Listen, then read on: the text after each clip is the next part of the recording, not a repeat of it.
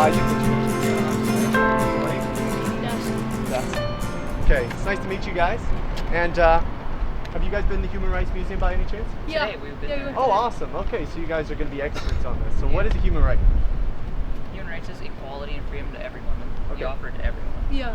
Sure. So why do we have human rights? Let's keep balancing. Okay. So who decides what's a human right and what's not? People that are in power. Yeah. Okay. Like the politics and stuff. So society, kind of governments Yeah. decide. So human rights can change based on who's in power. Yeah. So is there an objective standard of what's right and wrong? Yeah. Society like man, right and wrong. They decide what's right and wrong. Yeah. But when societies change, does that good, right, and wrong change? Sometimes, not all the time. Okay. So is there one that doesn't change though, like a absolute right and wrong? Basic human rights just stays the same. Okay. So but who says that? I think the people say it. Just Not the the people peop- in charge? Yeah. They say that this is how it's always been. Murder's always been wrong, so we're going to keep it wrong just because we want to. No, but like regular people also. Oh, like, okay. So yeah. so it's consensus. Yeah. Yeah. Okay. So the 51% get to decide. Yeah. Okay. So let's say in Germany. Okay. You guys were just at the Human Rights Museum. You guys are experts on this. The Holocaust, right? Major human rights, violation, right? Yeah. Okay. So it was a human rights violation because so many people died, right? But what made it that it was wrong if most of the people in Germany thought it was right? The people in power made it wrong because like they always thought that the Jews were wrong, even though they didn't really do anything. Okay, but if 51% of Germans thought it was okay to kill Jews, were they right? No. Okay, so by what standard do you say they were wrong?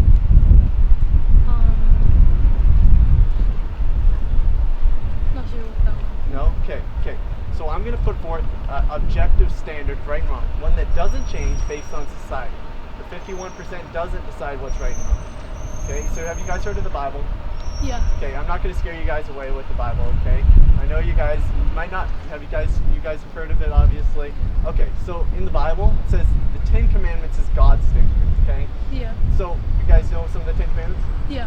Okay, so thou shalt not lie, thou shalt not murder, thou shalt not disobey your parents. Have you guys told any lies? Of course. Yeah. Yeah, so have I, okay? Have you disobeyed your parents? Yeah. Of course. Yeah. Have you ever stolen anything? The time is, regardless of value, because God sees it all as sin. Yeah. Yeah, so we've all done these things. And to us, they may not seem like a great offense. You just told a little white lie, or you stole a little gun from, whatever. But to God, He's so holy, He's so good, that these things look like a great offense to Him. Yeah. Okay, so if God is just, do you think He should punish you based on your violations of His law, or should He let you go? Yeah. He should let us go. Okay, so He's forgiven. He's forgiven. Yeah. So, but if He's just, though, so if He's, think of this, okay? So you guys have had a crime, right? You've lied, you've murdered somebody, okay? So have you guys ever hated somebody? Yeah. Of course. Yeah, okay, so we all have. But Jesus said, whoever hates his brother is a murderer. That's how much He heightens the standard, right? So you guys are standing in front of the judge for murder, okay? I know you guys haven't actually murdered someone, okay? So you're standing in front of the judge, and he says, okay, you've done these things, but I'm going to let you go free. The mother of who you murdered is standing right behind the judge, and she says, this is ridiculous. You're not being a just judge. Would you agree with her? Yeah. You Yeah. would, because you guys just did something and you're let off free, right? Yeah. So in God's courtroom, do you guys think you should be let off free simply because He's forgiving? It depends on what you did. Yeah. That's true. Okay, so what did you guys do? The whole white lie, okay. How many lies do you think you've ever told? A A lot. So it's not just one white lie, it's thousands, right? Even if we incorporate it into our everyday life, right? You talk to your friends, they're like, oh, have you heard of this guy, this band or whatever? And you say, yeah, I love those guys, just because you want to fit in, but you didn't actually hear about it, right? Yeah. You say those things all the time, and you incorporate them to your everyday life. Now think about this. God said, thou shalt not lie.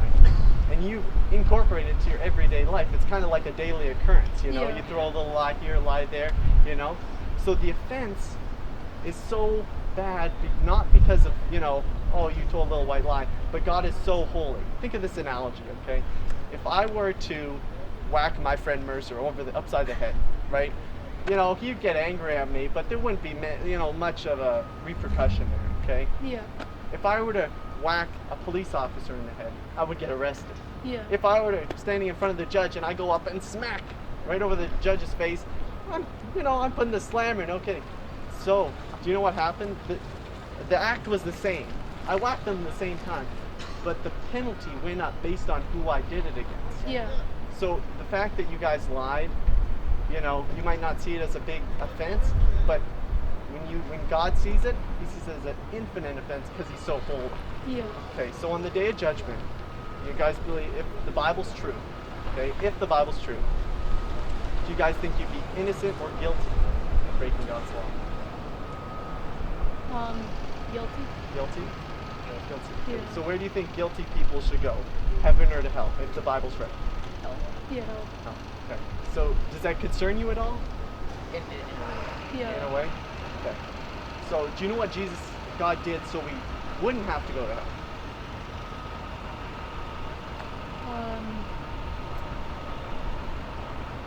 Just forgives us. Now, we already went over, you can't just forgive, because Yeah. remember, it wouldn't be just. So it looks like we're sunk, right? Yeah. We've broken God's law, we're standing guilty in front of God, and there's no way out of it.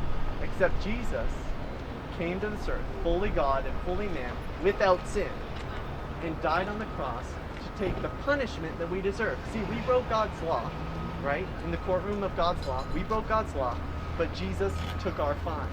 He took our death sentence. Yeah. The Bible says that any offense against God is worth death. The wages of sin, which is violation of God's law, is death. So when we violate God's law, our rightful punishment is death. But Jesus came to take away our punishment onto Himself.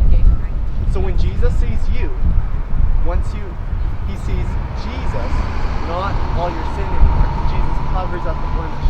But in order to make that transaction of Jesus taking your penalty, you need to repent. It means turn from sin.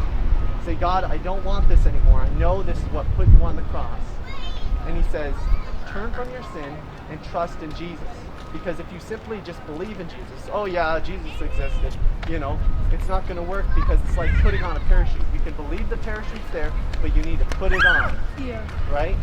So you guys going to think about this? Yeah. Awesome. I really appreciate talking to you. Really great. And very intelligent answers. Simply just think about, being guilty before God. And we're all guilty, the Bible says, but Jesus took our punishment. So thanks, guys.